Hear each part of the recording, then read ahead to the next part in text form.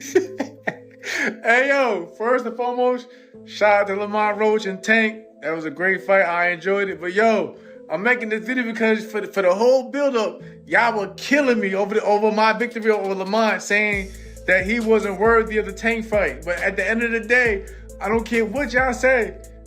I got that W. That's all I'm saying. I got the W. The boxing world has been buzzing after the intense showdown between Gervonta Davis and Lamont Roach. Fans, analysts, and fighters alike had plenty to say about the action-packed fight. Here are some of the most insane reactions from the night.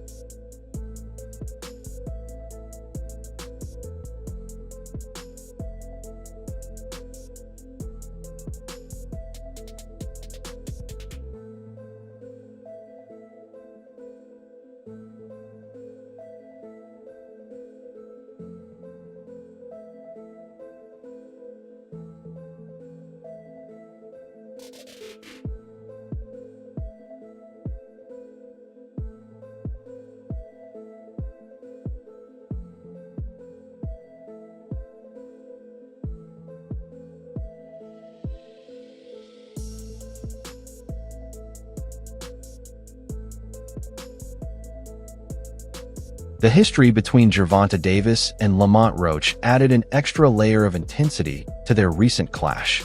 The two had faced off in the amateur ranks, creating a long-standing rivalry that resurfaced on fight night. Roach's father and trainer, Lamont Roach Sr., had witnessed Davis evolve into a boxing superstar, but past familiarity meant nothing when the stakes were this high. "My mindset is to beat him," Roach declared to Boxing Scene before the fight. He had claimed his title in November 2023 by defeating Hector Luis Garcia on the undercard of David Benavidez's victory over Demetrius Andrade. After a successful title defense against Fergal McCrory on ProBox TV, he secured the biggest opportunity of his career, a showdown with Davis. "This camp is different because I feel like they are counting me out," Roach admitted. His anticipation grew after Terence Crawford's candid remarks. The former undisputed champion stated that only his close friend Shakur Stevenson and stablemate Keyshawn Davis had the skill to truly challenge Gervonta Davis. Tank had built a reputation as a relentless finisher, forcing opponents to retreat with his devastating power. He was coming off a stoppage win over Frank Martin, following his knockout victory over Ryan Garcia the previous year. Roach was undoubtedly facing an uphill battle. However, history has shown that boxing is full of surprises. Muhammad Ali was also doubted when he faced George Foreman in Kinshasa.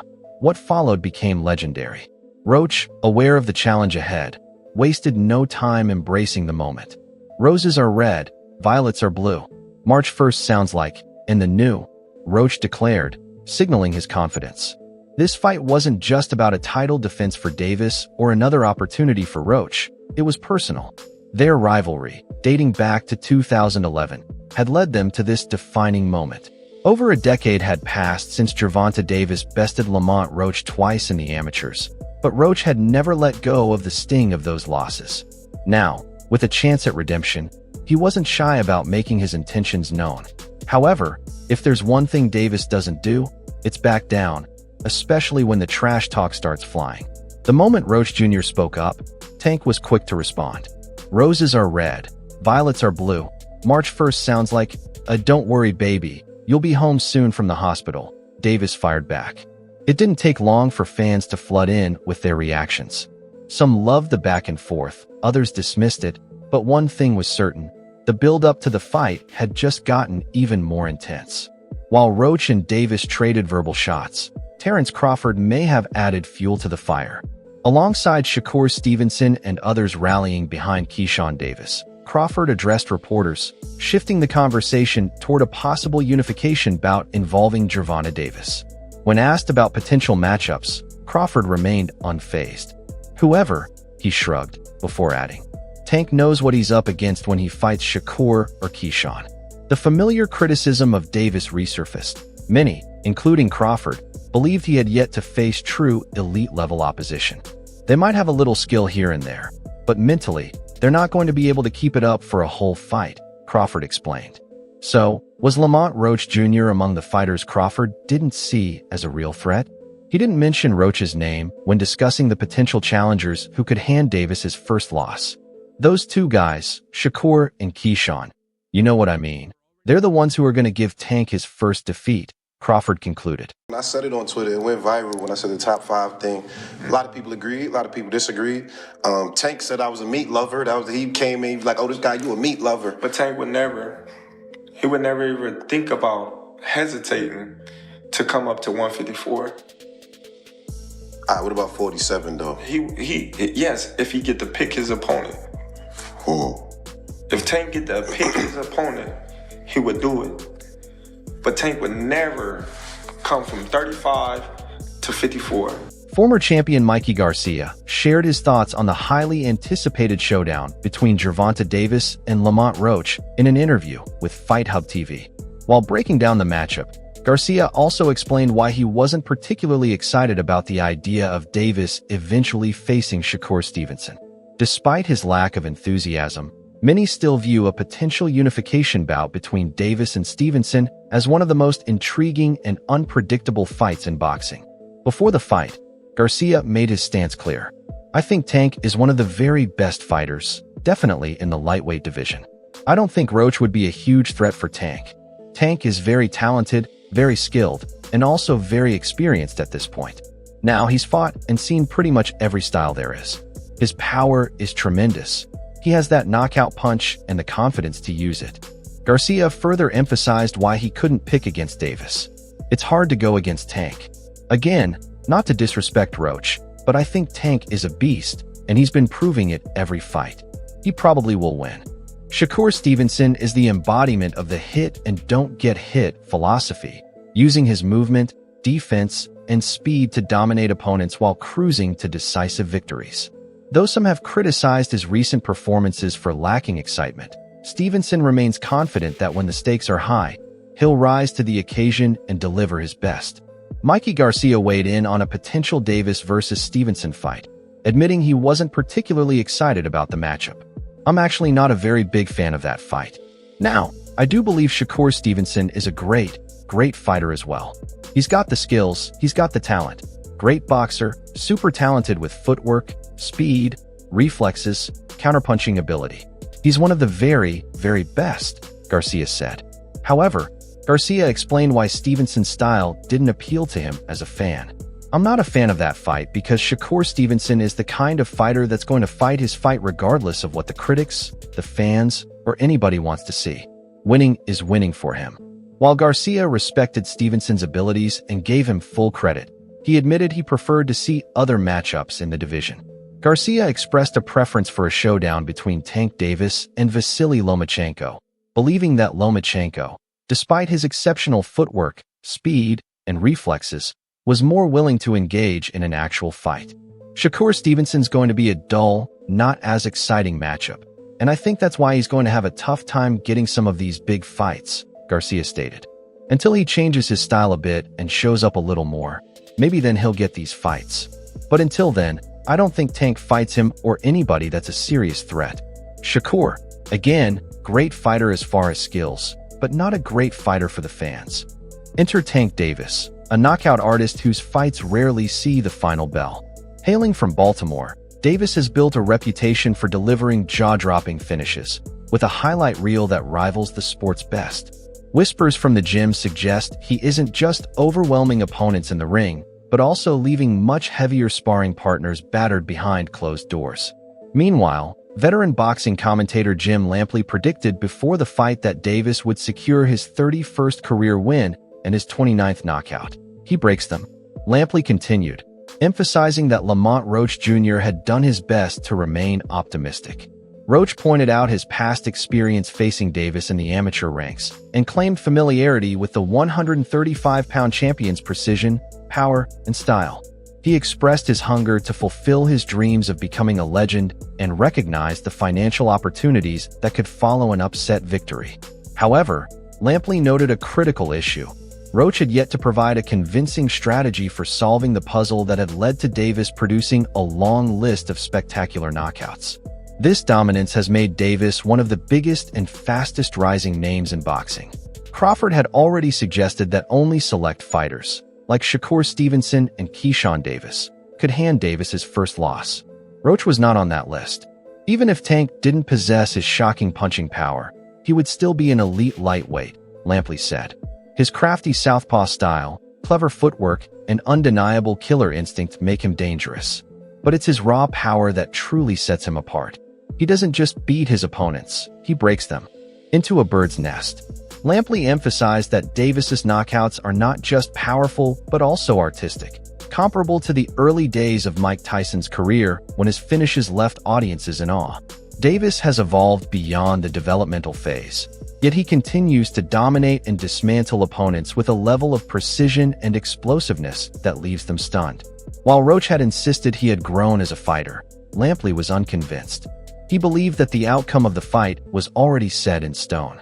Roach has a solid foundation and is a skilled boxer, Lampley stated. But when I asked the most seasoned boxing writer I know what kind of chance Roach had in this fight, the response was brutally honest. The same chance I give to a caterpillar crawling into a bird's nest. Boxing is unpredictable, and while Davis was the heavy favorite, Roach couldn't be completely counted out. Anything can happen in this world of boxing, Hopkins stated. Both guys need to come in the way they need to come in. Earlier in the summer, Roach was initially lined up to face interim tight list Albert Baturgaziev. However, When the opportunity to fight Davis arose, Roach didn't hesitate to step up for the biggest challenge of his career. Hopkins acknowledged Davis's dominance, but stressed that no fighter is invincible. Tank is going to give anybody problems, he said. But the burden is on Roach, or anybody else, to prove they can stand up to him. Davis shouldn't take Roach lightly. Tank can't afford to underestimate him. Roach is a skilled fighter, both as a boxer and a puncher, and he carried confidence from his amateur days, Hopkins told Michelle Joy Phelps. Meanwhile, Lamont Roach shared the details about his history with Davis. Roach had agreed to the fight earlier, but since he wasn't a champion at the time, the matchup didn't happen, and PBC ended up selecting Hector Luis Garcia instead. While Bernard Hopkins seemed to back Gervonta Davis, he wasn't letting him get too comfortable, issuing a strong warning about Roach's abilities. That's all for today's video. If you enjoyed it, don't forget to like, subscribe, and turn on the notification bell so you never miss our upcoming videos.